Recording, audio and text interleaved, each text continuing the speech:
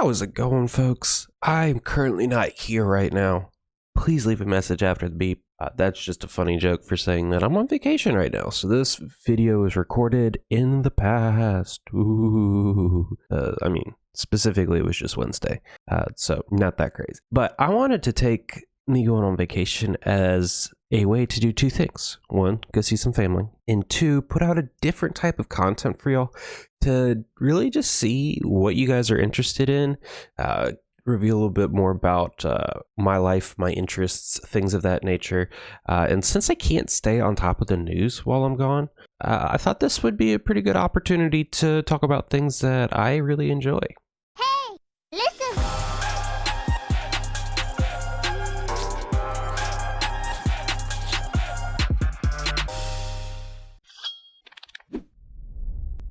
Just do it! So I'm going to go through a list of mangas / manhwas that I'm currently reading, and you might notice I'm a little biased right now, as I am exclusively reading manhwas, and specifically, I really enjoy things I can get on the Webtoons app. I really like the Webtoons app because everything is very convenient to use on an iPhone. I've tried reading different mangas on an iPhone, and it's just not very effective for me. I need to find like a really good mobile-friendly website that I can explore, or a competitor to Webtoons that isn't ridiculously expensive. With that being said, let's go through in order my favorite things that I'm reading right now. That way you guys can get a little bit of insight on the things that I like, so you could potentially make recommendations in the future if I'm reading something and I introduce it to you and I say that it's comparable to one of these things in terms of my interest level. Maybe you'd have an idea if that relates to you as well. But the one thing that I am enjoying reading the most right now is Solo Leveling. Now, this is a very popular manhwa, and I'm not going to give you like a true background behind it as to like the synopsis and everything like that. I'm going to just kind of give you a little bit of the impressions that I get, how I interpret the storyline, and the things that I can remember off of my head, because that in itself is how things are branded. And it's not always important what the author intended to communicate and intended you to walk away from, but it's more important sometimes what you actually walk away from. So this is how I actually interpreted Solo Leveling and walked away from it. Solo Leveling is the ultimate thrill ride. Like, there is little to no plot behind it. I still don't actually understand why I have read as many chapters of this as I have. There is like very little these people are trying to achieve, right? It is just like a consistent power creep throughout the entire show that is done with the most amazing art and is done by a character who is pretty cold and jagged, but at the same time loving and compassionate. Doesn't really operate the way that you and I would operate. He is just an overall badass, and he started out in a place that a lot of us feel like we would start out in a situation like this. We're thrown into an MMO type of setting with our current body type, our current skill level, and has to walk into a cave and start killing basically gigantic orcs and trolls and monsters of the sort. And he kind of stumbles upon a dungeon that he's not supposed to be in, because in this world they rank you by how strong you are and allow you to go into the dungeons that are appropriate for you, because as the human race in this world, we're just trying to gather resources, we're trying to make money, we're trying to make society advance, and these dungeons keep popping up. So he's a D rank hunter, which is the lowest it can get, I think, right? D or C, I forget.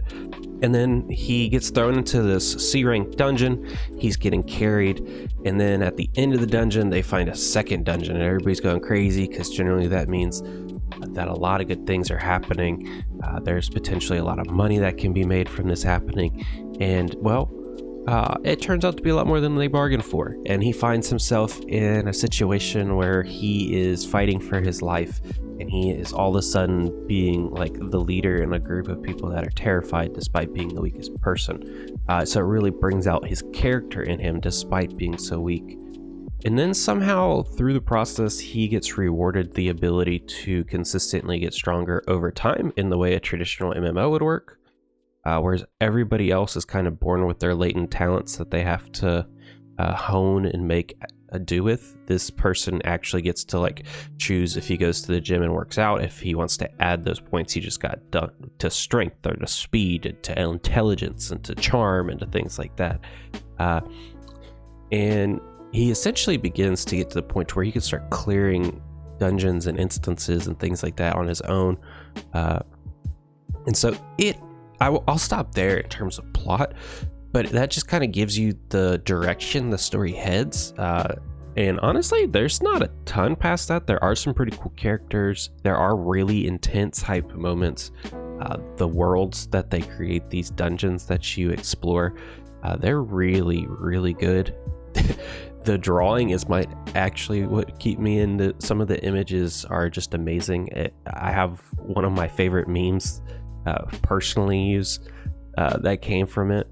Was a really, really hype scene in it, and then it just had this one still that it took you out of the moment completely, and it was really beautifully written in that moment, but out of context it's really funny to me to just I'm trying to think of like a good, like the memes that I like to use is like me when I mess up and my wife being like, didn't it just talk to me? Like it just shows like the level of insignificance and like the confusion that comes into that moment of like being on completely different levels with someone and like having complete control in a humorous way to me. So overall, Solo Leveling keeps me reading, like for sure. The art alone is worth checking out. It is really fun. It's really powerfully climactic, I'll say. It really does a good job of keeping you interested without giving you much of anything.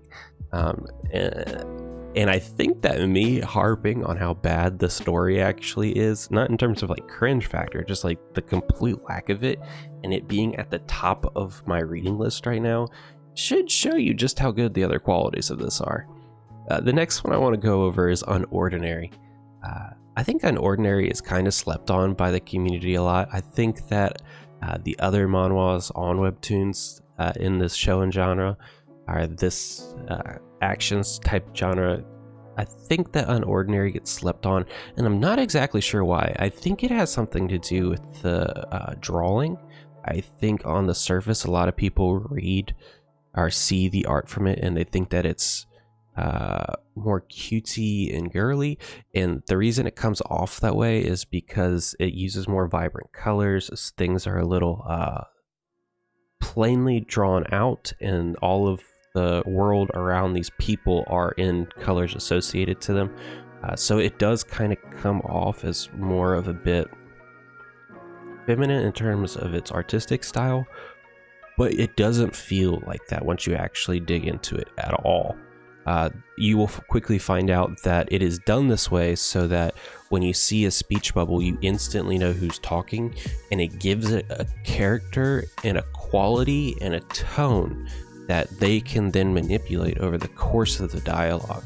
And to me, just that one little aspect alone added an insane amount of value to the storytelling potential of this manhwa. I have never read anything that is as easy to read, I'll put it that way, that is easy to read and still makes it to where each and every character in my mind at some point in time is the good guy and the bad guy. I have never read it like that. I think that the world they're trying to build is very My Hero Academia-esque. It is very, very fun. It is very, very interesting to think about. You could see yourself going to a high school like this. You can see yourself getting these power struggles. It really helps bring out the humanity within superpowers, and it really brings out, like, if we lived in a world with these powers and they were ordinary, like what the governing laws and policies and procedures of the world would look like, how social structures would change. And it does a really good job of going about that, challenging that system, then reinforcing that system, and then challenging it again. And then this adaptation of philosophy and culture and motivation and greed. There's a lot that still is unpacked here. and a lot that they're forecasting onto the horizon. But I think if you don't love this manhwa in the first 100 chapters, that I'm confused about what you will like. If you think that something like Solo Leveling or Tower of God or God of High School or something you're interested in, I think that you're going to have a hard time not being interested in Unordinary. It is a really, really well drawn, really well animated, and really well delivered script. The next that I would say is the most of interest to me is Tower of God. I think Tower of God is actually within society probably a little overhyped, but it doesn't mean that it's not good. I really enjoyed my time reading it. There definitely were moments when I was going through it that I was like, this arc is stupendously bad. Like, there's just moments in it that you're reading the actual main canon and it feels like you're on like a Bleach filler arc, and just like the level of WTF. Like, the second they hop on that train, everything seems to fall apart in terms of world building, in terms of how the writer wants to go about it. But the writers and the animators and everything that goes into this, they still have this way about them that really gets you, well, maybe that is really good at world building, because you feel like you are part of that system in some capacity. You feel like you have some level of attachment to what's going on around you, and that to me is very interesting. Obviously, you're following the story of Bam, who is not someone I find relatable in the slightest. He has a cast of characters around him that are all very interesting, all varying power levels, and he constantly is thrown into new challenges and new scenarios where basically his humanity and his purity is what ends up winning out in the day, or he's just stat sticking them. I think that this is the biggest trope fulfillment of anything I've ever read. It literally touches on everything. There's a freaking Pokeball in this thing, okay? It feels like Ichigo is in this thing. Like, it is... It does a really bad job of not borrowing from other IPs and taking ideas and implementing it into this world. Like, a really bad job. But I think that there is a lot there. I think that the author started the world building process in a stupendously amazing way. I think like the whole first 3 arcs are really good, and then all of a sudden you lose the gravity of going to a new level. They're just like interchangeable at that point. He loses structure around power creep. He loses structure around purpose. I still don't even understand like what the world actually looks like, and like how things are connected in terms of like the king and outside of the tower itself. Like, these things, even though they've been explained like 3 different times in it, are still ambiguous, but you're not really there for it. You're there for the situational world building, the scenario driven events that are thrown upon you. The writing is done in a way that is pretty humorous. It's pretty light and uplifting. It has its deeper moments, its darker moments. It's drawn very well. So overall, even though I am hating on the storyline of Tower of God to a certain extent, I still very much enjoy it, and it's something that once it comes back into the fold, I'm going to read again. I really just wish that, even though it is a webtoon, and webtoons generally do not have company backing to the extent that larger things do, I really do wish that someone got a hold of this guy's storyboard in advance and helped him flesh out what a couple years worth of content looked like. Because I just feel like we're on this spiral right now in terms of storytelling that he knows where he wants to end up, but he has no idea how to get there. He's just throwing things out there to see what sticks. I'm not a fan of it. So, if you wanted to get into Tower of God, I would give it a chance. You're definitely going to enjoy and love like the first 100 chapters of it. Like, truly, you will. You'll think it's amazing. And then I'll leave it to you if you actually agree with me on the post-train take. I know a lot of people actually don't. They really like a lot of the characters that came out of that and the arcs that came out of it, like Helljo and White. whatever the nameless place is, all that stuff. The like video game that they get thrown into, like I'll leave that to you to decide. Some people really like it. It's just not my thing. I'm really here for the storytelling, and the world building that comes on top of the story is really secondary, as long as it meets a couple of criteria. I do like the more actiony things. I do like the power creep aspects of things, but I'm really good and enjoy character-driven stories within that type of setting. That's why I think I read something darker like Z-Man and enjoyed it, even though that is not something that I read at all. That was dark, but it was well done, so I was interested. The next one that I want to go through is Omniscient. I can never say this word. Omniscient Reader. This is new, brand new. It doesn't have many weeks to it. I actually stopped after week 3 because I wanted to let it build. All of these, once I read it to whatever the latest chapter is, I stop there, and I'll pick it up 6 months later, and then I'll binge read it again, because that's how I like to do it. 1 chapter a week. It doesn't do it for me. So like with Solo Leveling, I stopped about a month ago, where probably even longer than a month ago, basically where the trolls came out of the portal. That's where I stopped, or the works. So I've only read like 3 chapters of Omniscient Reader, but those 3 chapters were enough to tell me that this thing is going to be amazing. It's drawn almost identical to Solo Leveling, which already is a huge plus. It has more of a dark storyline to it. Essentially, the storyline is this one kid has been reading this manhwa since he was in high school.